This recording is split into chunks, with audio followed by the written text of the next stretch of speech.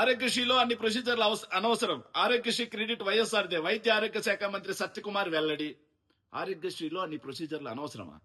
Doctor YS Rajasekhara Reddy గారు ఆరోగ్యశ్రీ తీసుకొచ్చినటువంటి ఏదైతే నేపథ్యం ఏంటి, దానికి సంబంధించి ఎందుకు తీసుకొచ్చారు ఆయన?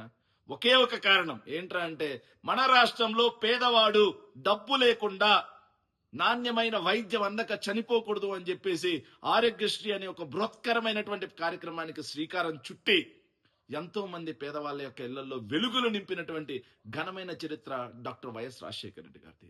2014 నుంచి 19 మధ్యలో కూడా సేమ్ ఇలాగే చంద్రబాబు నాయుడు గారు సర్కార్ ఆరోగ్యశ్రీకి తూట్లు పొడి చేసింది. మళ్ళీ జగన్మోహన్ రెడ్డి గారు రావడంతో ఆరోగ్యశ్రీ ఆరోగ్యంగా ఉంది.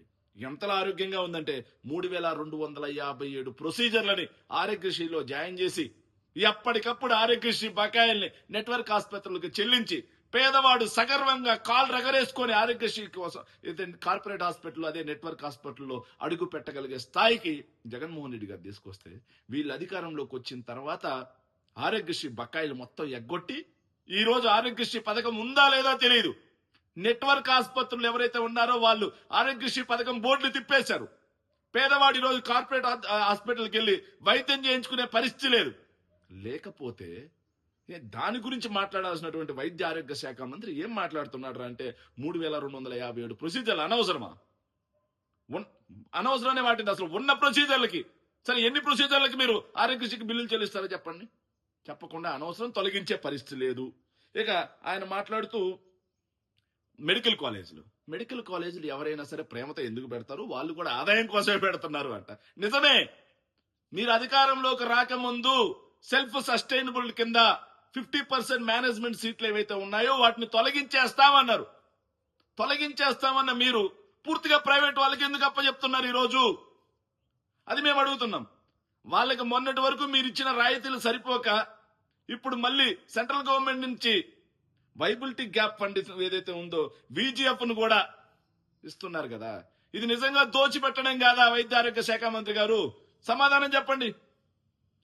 సో మీరు ఎందుకు ప్రైవేట్ వాళ్ళకి కట్టబెడుతున్నారని విలేకరులు అడిగితే 107, 106 జీవోల రద్దు అనేది వీలు పడదు అని వింతవాదం చేస్తాను. మరి రద్దు వీలు పడదు అని నీకు తెలిసినప్పుడు ఎన్నికలకు ముందు ఎందుకు హామీ ఇచ్చావు?